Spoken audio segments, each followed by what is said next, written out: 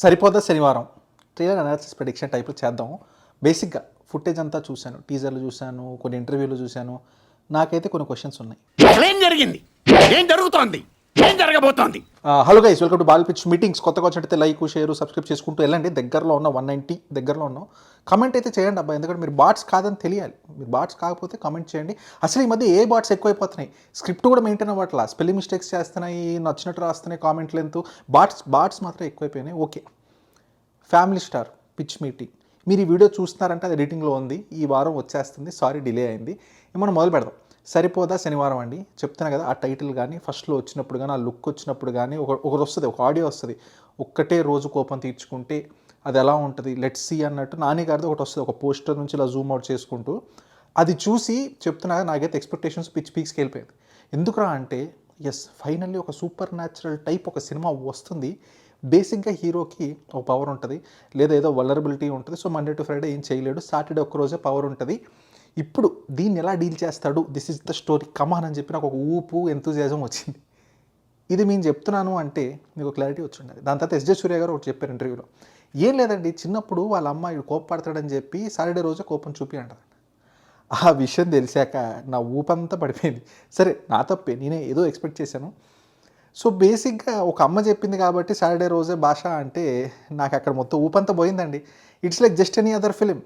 ఏంటంటే ఇంకా హీరో సైలెంట్గా ఉంటాడు, ఏదో రోజు ఇంకా భాషా స్టైల్లో వెళ్ళి కొడతాడు. ఇప్పుడు భాషా సినిమాలో కూడా అదే జరిగింది, సాటర్డే రోజు కాదంతే. సో ఏమో అక్కడ కొత్తదనం చాలా మిస్ అయింది అని చెప్పి కొంచెం ఫీల్ అయ్యా. కానీ నాని గారితో ఒక ఇంటర్వ్యూ చూసాను, అందులో ఆయన ఏమంటారంటే, ప్లాట్ పాయింట్ అంతా ఓకే, కాకపోతే కోపం అనేది చాలా టైం బట్టి ఉంటుంది. ఆ కోపం లెవెల్ కానీ ఏంటంటే టైం పోతున్న కొద్దీ తగ్గుతూ ఉంటుంది. సో వీడన్నీ రాసుకొని వారం అయిపోయాక ఏదైతే ఇంకా కోపం ఉందో దాని మీద యాక్షన్ తీసుకుంటాడు అన్నారు. అరే, ఈ పాయింట్ ఏదో కొత్తగానే ఉందే. సో ఇప్పుడు హీరోకి విలన్కి చిన్న చిన్న గొడవలైనా హీరో పట్టించుకోడు, ఫైనల్లీ పెద్ద గొడవ అయినప్పుడే గొడవ అయింది అలా అనుకున్నా. అదొక థాట్ ప్రాసెస్. దాని తర్వాత ఇంకొక థాట్ ప్రాసెస్ కూడా రన్ అవుతుంది, నాకు అదే భయం వేస్తుంది. ఏంట్రా అంటే, ఇది ఒక రెగ్యులర్ రొటీన్ కమర్షియల్ సినిమానా అని. ఎందుకంటే ఇప్పుడు ఆ సినిమాల్లో కూడా ఇదే లాజిక్ ఉంటుందండి. ఆర్జీవి గారు ఒకసారి స్టార్ట్ చేశారు, మీకు గుర్తుంటే, హీరో విలన్ ఉంటారు, కలుసుకుంటారు, లేకపోతే ఆల్మోస్ట్ కొట్టుకునే దాకా వెళ్తారు, కొట్టుకోరు. అది ఇంటర్వెల్ అయిపోయాక మెయిన్ బిట్ స్టార్ట్ అయ్యింది. రాజమౌళి సినిమాల దగ్గర నుంచి ఎక్కడ తీసుకున్నా అదే ఉంటుంది. ఇప్పుడు సరైనోటి సినిమా తీసుకోండి, అంతే కదా, hero villain face of our అండి. ఏదో అడ్డం వస్తుంది, హీరో పక్క లాక్కెళ్ళిపోతారు, విలన్ కానీ పక్క లాక్కెళ్ళిపోతారు. కానీ ఇద్దరు ఫేస్ ఆఫ్ అయితే క్లైమాక్స్లో వేసేస్తాడు. అది ఎప్పుడు ఫేస్ ఆఫ్ అయినా వేసేస్తారు, బట్ ఆ సిచ్యువేషన్ రాదు, వీళ్ళు రానివ్వరు. సో ఇక్కడ కూడా అదే జరుగుతుందా? ఆ ఫైట్స్ అవి ఇవి చూస్తుంటే హీరో ఏదో సూపర్ మ్యాన్, అదైతే క్లారిటీ వచ్చింది. హీరో ఎవరైనా కొట్టేస్తాడు, 10 మంది వచ్చినా కొట్టేస్తాడు. సో అక్కడ వల్నరబిలిటీ అనేది లేదు, ఒక సూపర్ పవర్ లాంటిది ఏదో ఒకటి ఉంటుంది అనుకున్నా. బట్ ఓకే, అది నా ఎక్స్పెక్టేషను. సో అది కొంచెం తేడా కొడుతున్నట్టు అనిపిస్తుంది. మీకేమనిపిస్తుంది? లేదు, this is a very new film, లేకపోతే డైరెక్టర్ మీద నమ్మకం ఉంది, కొత్తగా తీస్తారన్నట్టు అనిపిస్తుందా? నాకు కొంచెం ఉంది. నాని గారు అండ్ వివేక్ ఆత్రేయ గారు అంటే ఏదో ఉంటుంది అనిపిస్తుంది. కానీ ఇప్పుడు చూస్తున్న మెటీరియల్లో అయితే ఆ ఏదో కనిపించట్లా. ఇంకా ఎస్జే సూర్య గారు రోల్ కూడా చూస్తుంటే ఇట్స్ నాట్ సంథింగ్ న్యూ అనిపిస్తుందండి. కేవలం ఆయన మ్యానరిజమ్స్, ఆయన యాక్షన్ కోసం తీసుకున్నా కానీ క్యారెక్టరైజేషన్ ఎలా ఉందంటే, ఒక రూత్లెస్ కరప్ట్ ఆఫీసర్, అందరినీ కొడతాడు, వాడంతే, వాడు ఈవిల్ ఫెలో, వాడికి ఒక పొలిటికల్ బ్యాకింగ్ ఉంటుంది, వాడు ఎవరికి అందుకే ఈనడు. హీరో వస్తాడు, మెల్లమెల్లగా ఫస్ట్ కొడతాడు, అందరి మాస్ సినిమాలాగా ఫోన్ చేసి ఫస్ట్ ఒకటి కొడతాడు, తర్వాత ఇంకో రోజు కొడతా అంటాడు, ఇది అంటాడు, అది అంటాడు, ఫైనల్లీ వేసేస్తాడు.